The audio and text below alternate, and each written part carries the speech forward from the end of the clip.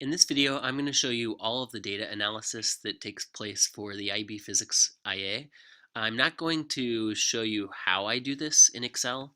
I've got that in different videos. Instead, this is going to be a big overview. It's a way to provide you with a big picture, all of the steps that you have to take, how do they connect, what's the point. Okay, here's my experiment. I lined up dominoes and I spaced them all 0.3 meters apart and I let them all fly. I sent them down, and I did this 3 times. I measured how much time it took for them all to fall. I did that once, twice, and a third time. Then I lined them all up 0.7 centimeters apart. I knocked them down once, I set them up, and I knocked them again, and I knocked them down a third time. Then I set them to this distance, and I did this for 10 different spacings, and at each spacing I repeated the trial 3 times. So the first thing I'm going to have to do is I actually have to calculate my delta t for each of these trials. Okay, now when I do this, I like to keep things simple, so I'm going to copy these values again because I'm going to have to paste another data table in anyway, so I might as well create the entire data table down here. Okay, now here I go. All right, I've calculated the delta t's, but look, I'm calling it just t. Why is that? Well, because I'm going to have to worry about the uncertainty, delta, and the uncertainty. I want to use delta t to talk about the uncertainty, which means I'm just going to have t be the interval of time. And look at this. I'm doing blue minus green, and I've copied this formula down. So I've got the difference for each of these trials. Notice that my uncertainty is now plus or minus 0.1 because when I take these two measurements and I subtract, the uncertainty propagation rules say if you subtract two measurements, add their absolute uncertainties. So 0.05 plus the 0.05 gives me the 0.1 of uncertainty up here.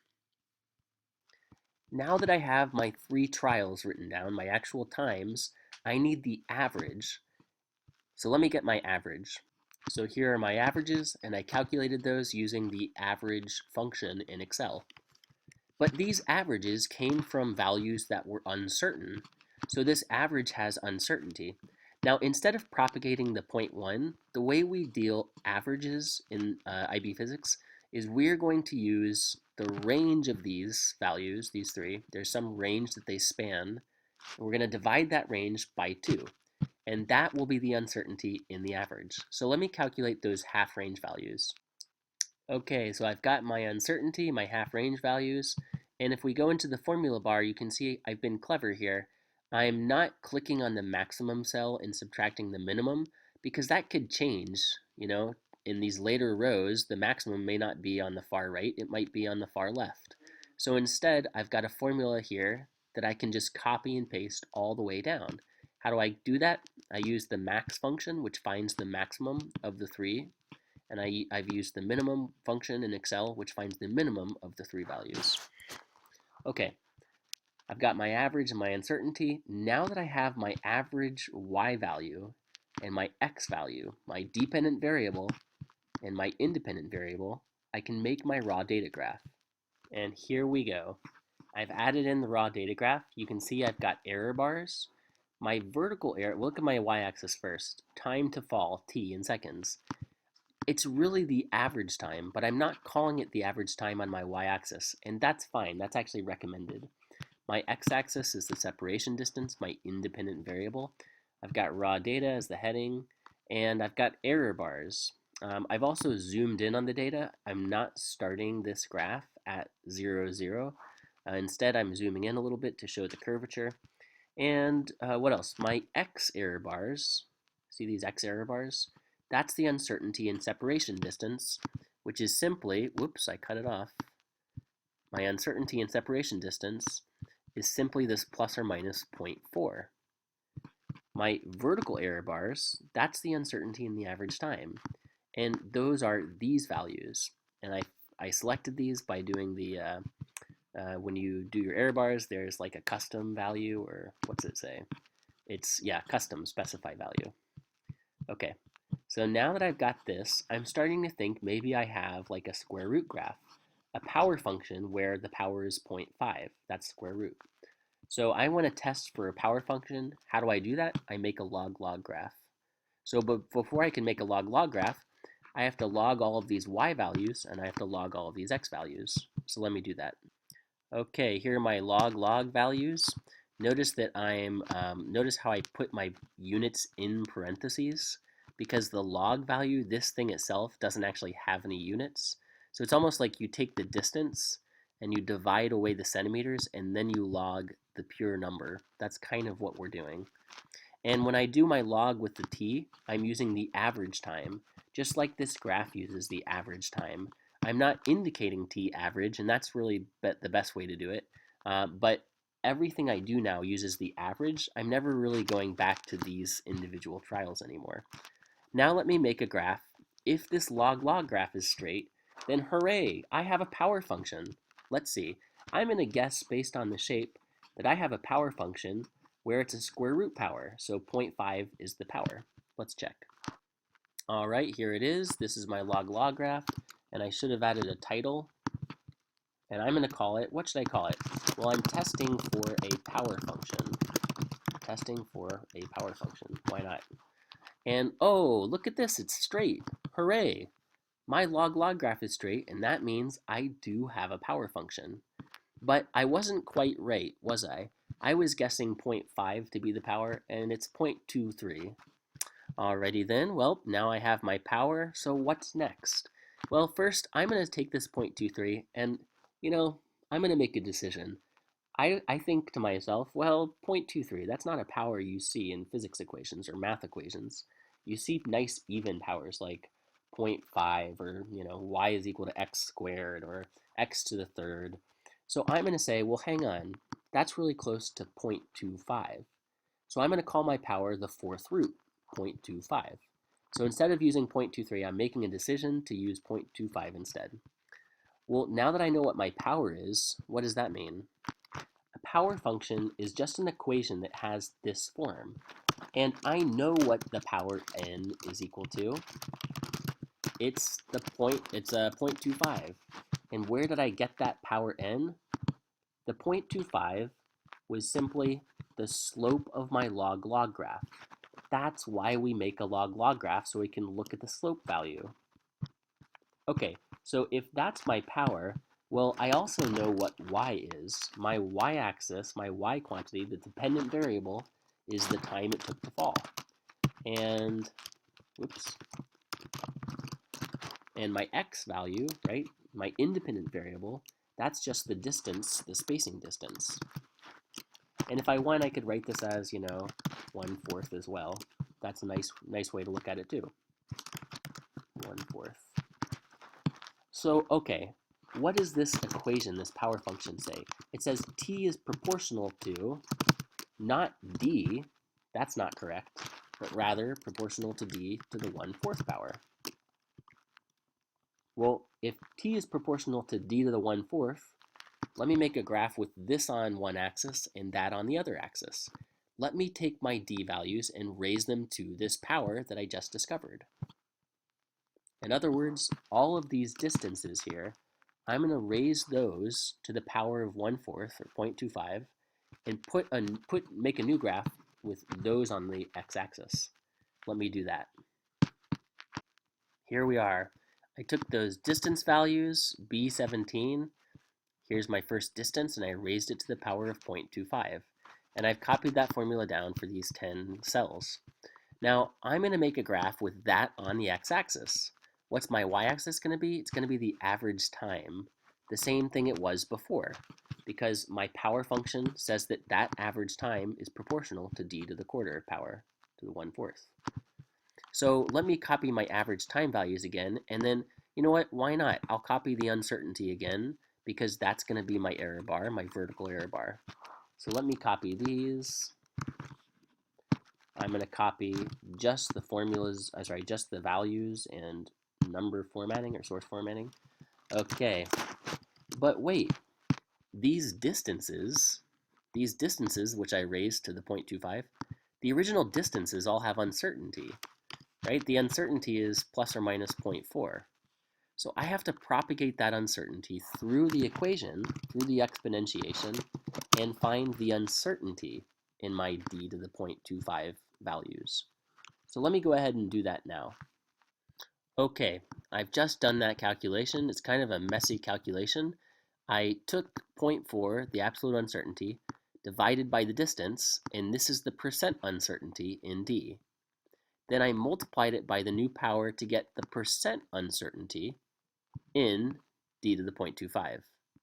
And then I converted this percent uncertainty, which is highlighted, I converted it to the absolute uncertainty by multiplying by the value of D to the 0.25 itself. And I copied this down.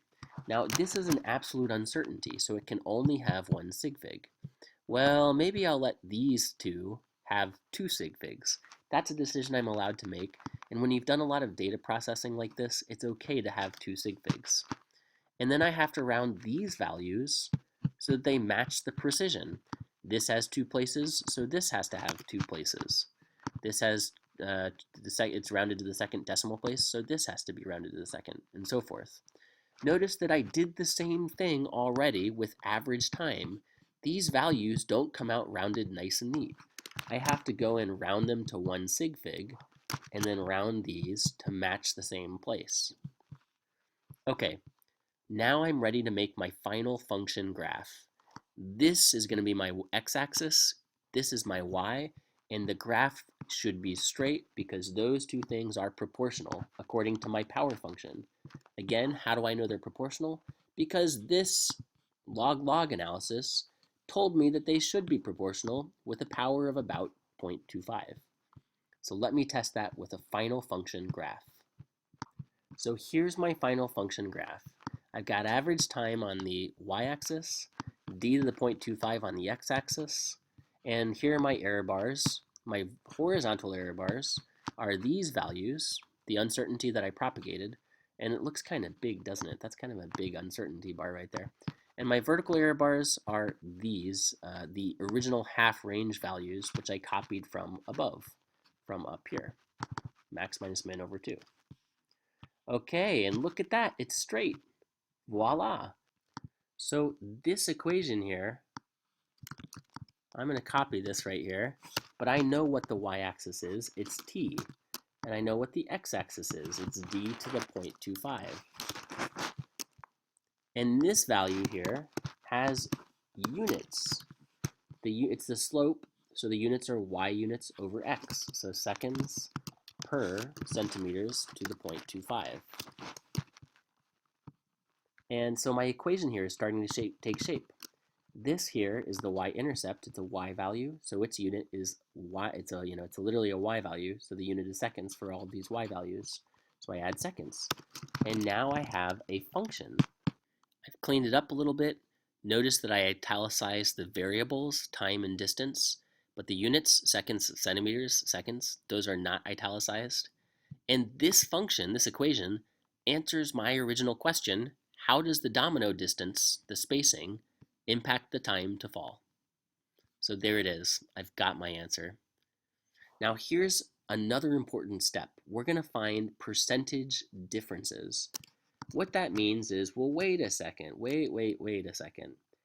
See how these data points aren't exactly on the line? That's because of random error. So how far off the line are they exactly?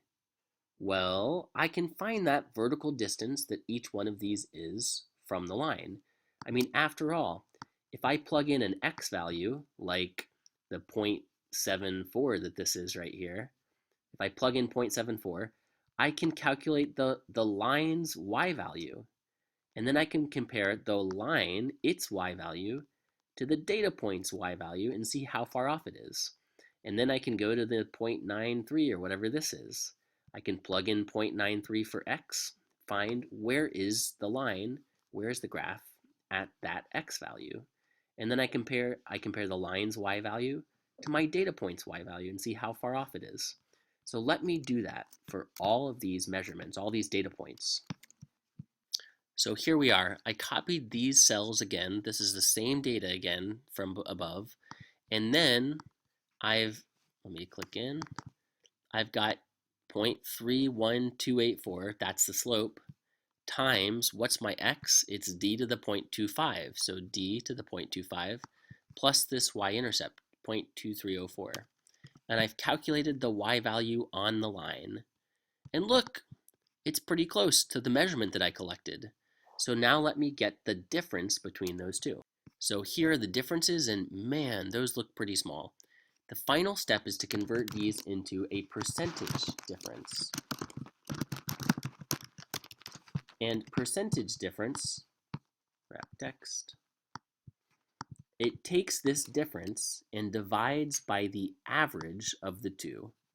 So I'm going to take this 0 point whatever it is, 0.05, and divide it by the average of these two. And that gives me the percentage difference. Wow, look at those percentage differences. Notice they're all positive. That's because I've used ABS, the absolute value. For the average, look at what I've done. I just used the average function in Excel. I made these all positive so that I could take the average of all of these. And I get now, what is my average random error? This is another way of quantifying random error. It's a great way to do it. I've got a second way I'm going to show you, but this is a really crucial way to quantify how much random error is there. How much did the data points fluctuate above and below the line? The final piece of data analysis is to find our maximum and minimum slope lines. So I've put my graph here again, but I've added the grid lines. And now I'm going to use the insert, let's see, I'm going to use the insert shape, and I'm going to add some lines. And I'm literally going to draw on here what I think are the maximum and minimum slope lines. So let me do that next. So there they are. I used red for the minimum slope and blue for the maximum slope. And now what I do is I find the slope of each of those. What's the lowest slope value? What's the maximum slope? And I've drawn these lines using the error boxes. I envision the error box by saying, okay, here's the vertical part, here's the horizontal part. Make a box that encompasses all of that possible uncertainty. Now I'm going to find 2 points, an x and a y value on the red line. So x1, y1, x2, y2, and I'll do the same thing for the blue line. And I'll use those points to calculate the slope and intercept. So here we are. I've got my my two values, 0, 2.4 for the red line, and then 1.6, comma 4.5. Right there is my second point. And I've done the same thing for blue. And now I find the slope and the y-intercept. Okay, so there they are. Now you'll notice, look, I did something clever. I moved the x's together and the y's together. I just moved them around, copied and pasted. And that's because then I can use a slope function which calculates the slope of these two y's, comma, the two x's. And I can do the same thing for the intercept. I've got a function in Excel that's, I plug in my y values, my known y's. I plug in my known x's after the comma, and I calculate the intercept. Now that I've got that, I can find the uncertainty in both using max minus min over 2. So here we go. I found the uncertainty in slope, and I was kind of silly. I did max minus min over 2, but I could just do the 4.69 minus the 1.31, and I've rounded that to maybe 2 sig figs. I've rounded to 2 sig figs because I think it's reasonable to have 2 for this value. And then I found the same thing, did the same thing, max minus min over 2. And there's the range for the y-intercept, the uncertainty range. And then I found the percentage uncertainty in the slope. I took this value, here's my absolute uncertainty. I divided by the true slope, which was the 3.1284 up here from my final function graph. And I found my percent uncertainty in the slope. This is an important value. It's just like your 3%. Except, whoa, it's so much higher. This tells me how much random error was in the experiment, because I used the error bars to find this uncertainty. But wait, the error bars are way bigger than the true random error, because after all, after taking all of these values that spread and spanned this big distance and that big distance, that random error canceled out when I averaged together. And so because it canceled out, I had a percentage difference. My values were not actually that far from the line. So even though this suggests a lot of random error, this suggests that that random error canceled out. And that's a good thing. Maybe my uncertainty was too high to begin with, or maybe this horizontal uncertainty, right, which comes from, originally it comes from the plus or minus 0.4 that I just decided on. maybe that was too big a value. Maybe I overestimated my uncertainty because after all, my data points were really, really close to the line as this number indicates. And then the final thing you can look at, the uncertainty in the y-intercept. Wow, plus or minus 2. Let me look back at my y-intercept. It's only 0.23. So if my y-intercept is 0.2 plus or minus 2.0, I'm just going to say that's just basically 0 because it's so close to 0 and the uncertainty is so large by comparison. So I'm actually, when I do my final function over here, I'm going to decide, I'm making the decision to I'm cutting out the 0.23 as my y-intercept, and I would explain that in my report, and this is what I would present as my final function. But wait, that slope has to be rounded to match the uncertainty. So the uncertainty is plus or minus 1.7.